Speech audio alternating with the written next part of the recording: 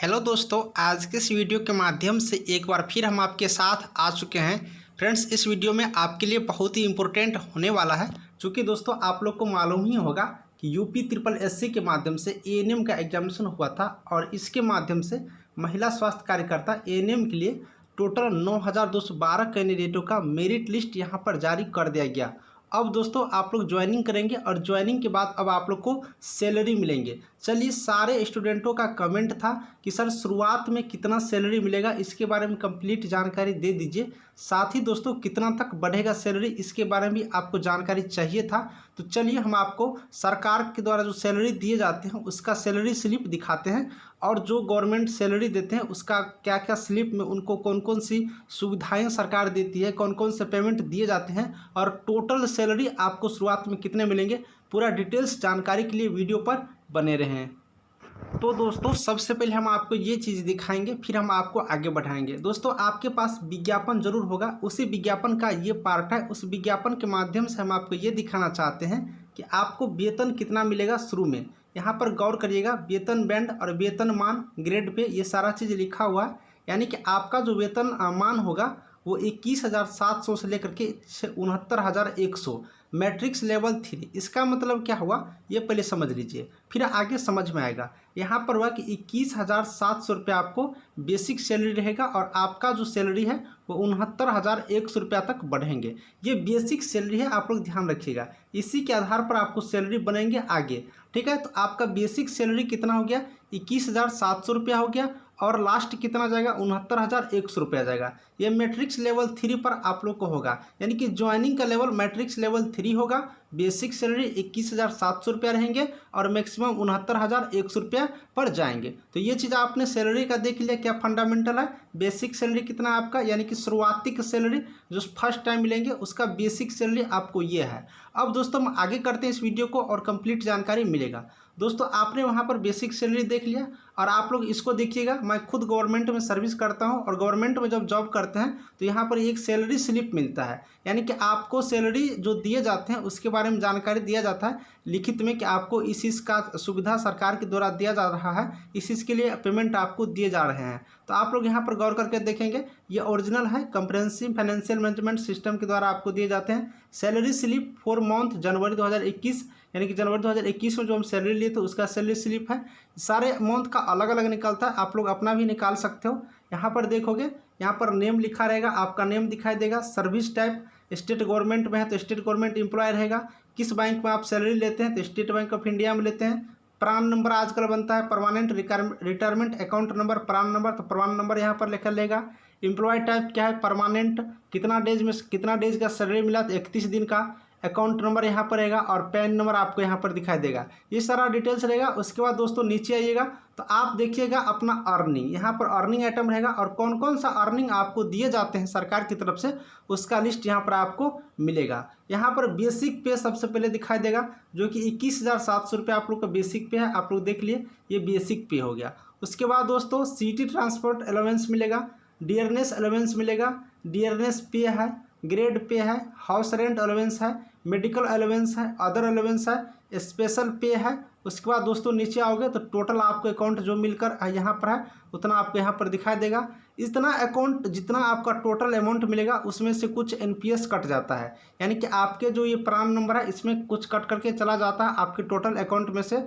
Total जो payment मिलेगा उसमें से जो कि आपके खाता में जमा रहेगा और जितना कटता है उसका दुगुना सरकार देता है। यानी कि मान लो कि आपका 40,000 रुपया टोटल बन रहा है और इसमें से अगर आपका 5,000 रुपया कट रहा है पर मंथ, तो यहाँ पर समझो कि आपका 5,000 रुपया जमा हो गया इस प्रान नंबर में और 5,000 सरकार देगा। यानी कि एक मंथ में आपको जो जमा होगा वो 10,000 के 10,000 रुपये पर मंथ जमा होगा। इस तरह से इस प्रान में जमा होता है और जब आप रिटायरमेंट होते हैं तो आपको ये टोटल पैसा जोड़ करके दे दिए जाते हैं और आपको न्यू पेंशन जो लागू है वो न्यू पेंशन के सुविधा भी आपको मिलेंगे।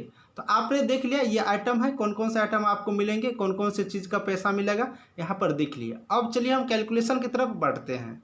कैलकुलेशन की तरफ बढ़ेंगे तो हम आपको एक कॉपी पर लिख लिए हैं, उसको हम दिखा देते हैं। यहाँ पर देख सकते हो, सबसे पहले हम आपको बेसिक सैलरी की बात की थी। बेसिक सैलरी देख लीजिए, यहाँ से मैच कर लीजिएगा। देख लीजिए यहाँ पर जो चीज़ है वही चीज़ हम आपको दिखाएंगे, कितना कितना मिलता है। Basic salary, seat transfer allowance, dearness pay, grade pay, house rent, medical allowance, other allowance, special pay, ये सारा चीज़ आपको मिलेगा। इन सारी चीज़ों का रेट यानी कि आपको जो पेमेंट मिलेगा वो हमने वहाँ पर लिखा है। तो वहाँ पर हम यहाँ पर चले आए और यहाँ पर आप लोग आसानी से देख पाएंगे, देख सकते हो कि आप लोग को बेसिक सैलरी कितना था, 21,700 रुपया। अब बेसिक सैलरी पर ही सारा कुछ मिलता है।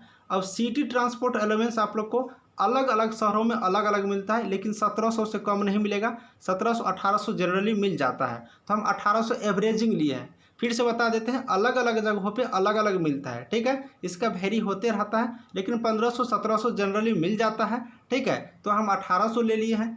डियरनेस अलाउंस यानी कि डीए जिसे हम लोग बोलते हैं, तो डियरनेस अलाउंस यूपी गवर्नमेंट के अंतर्गत अभी 34% देता है। यहाँ समझने वाली बात है, उसके बाद आपको और क्लियर होगा कितना परसेंट देता है, तो 34%। अब ये 34% किस पर देगा, ये जो 34% देगा वो आपको बेसिक सैलरी पर देगा।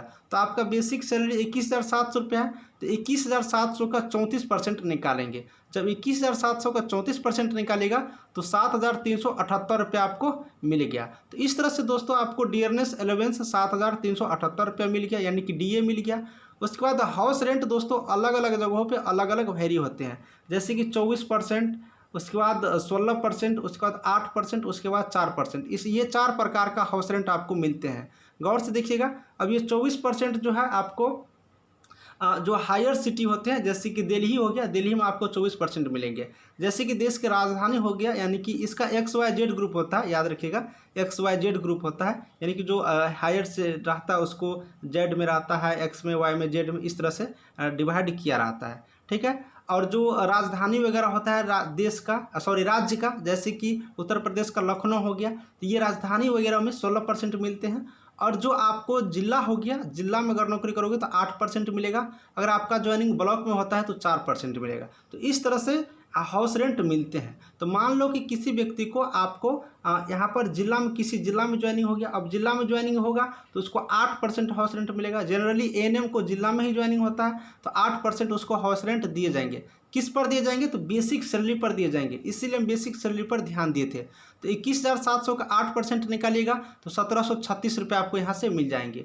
उसके बाद मेडिकल अलाउंस क्या है, 1,000 रुपये आपको फिक्स कर देगा, या कहीं कहीं पर मेडिकल अलाउंस नहीं देते हैं, उसको हॉस्पिटल में इलाज ही करवा देते हैं। तो ये जनरली मैनेज भी करके चल सकते हो, ऐसे मिल ही जाता है मैक्सिमम जगह, तो 1,000 रुपया देता है। इस तरह से आपको ये 3 ही 4 आइटम हम जोड़े आपको, तो 32,714 रुपया आपको हो गया। क्या क्या जोड़ना है फिर से हम दिखा देते हैं। बेसिक सैलरी आपको 21,700 रुपया हो गया, वो जोड़ देंगे। 1,800 यहाँ हो गया, टीए हो गया, उसके बाद डीए हो गया हमको 7378 रुपया, उसके बाद हाउस रेंट 1736 हो गया, उसके बाद मेडिकल अलाउंस हो गया। तो इस तरह से जोड़ोगे तो 32,714 रुपया मिलेगा। इसमें 3,000 रुपया और ऐड कर दीजिएगा, या 2,000, जो कि इधर उधर से कुछ कुछ और अलाउंस होते हैं, जो कि हर सरकार में अलग अलग देते हैं, हर जगह अलग अलग होते हैं। तो आपको कुल मिलाकर यहाँ पर 35,000 रुपया के आसपास फर्स्ट टाइम में आपको सैलरी बनेंगे 1 महीने का। उसी तरह से आप लोग को आगे बढ़ता जाएगा। सैलरी बढ़ने का जो प्रक्रिया होता है दोस्तों, 1 साल में 3% होता है इंक्रीमेंट, 1 साल में 3% इंक्रीमेंट होता है, और 6% डीए बढ़ता है, ठीक है, 6%। ये 6% 3 महीना पर बढ़ता है, 3 महीना पर 6% बढ़ेगा, फिर 3 महीना पर 3% बढ़ेगा, 3 महीना पर सॉरी यहाँ पर गलती हो गया, 3% इंक्रीमेंट होता है, जो कि 1 साल में इंक्रीमेंट होगा 3 साल, और आपको 3% 6 महीना पर डीए बनता है, ठीक है, डियरनेस अलाउंस बनता है 3% 6 महीना पर। तो 12 महीना का साल होता है, यानी कि 1 साल में आपको यहाँ से 6% ये बन जाएंगे। तो इस तरह से बात करोगे तो 6% इधर सैलरी बढ़ेगा, 3% इंक्रीमेंट होगा, यानी कि 9% सैलरी आपको 1 साल में इधर से बढ़ेंगे। तो इसी तरह से सैलरी का फंडामेंटल होता है। तो यही इसी तरह से आपको फर्स्ट टाइम सैलरी मिलेंगे। अगर आपको पूरे डिटेल्स में समझ में नहीं आया होगा तो एक बार कमेंट करिएगा, मैं फिर से आपको कमेंट का जवाब दे दूंगा, और नेक्स्ट वीडियो में कोशिश करूंगा कि और अच्छे से बताऊं। हमें लग रहा है कि आपको जानकारी मिल गई होंगे। मिलेंगे नेक्स्ट वीडियो में, तब तक के लिए बाय बाय।